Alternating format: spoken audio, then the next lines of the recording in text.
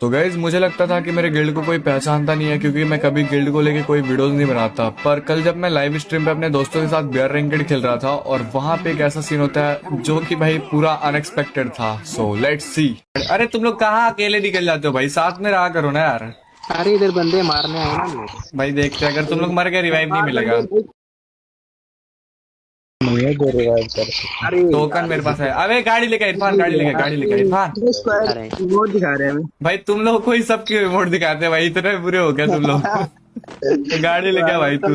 उधर भाईचारा वाला सीन है सामने। हमें कितना ग्लू वॉल यूज किया भाई। उतर जा, इधर ही उतर जा भाई, गाड़ी वाड़ी फोड़ देंगे वो लोग। भाई तू अरे ले अरे यार।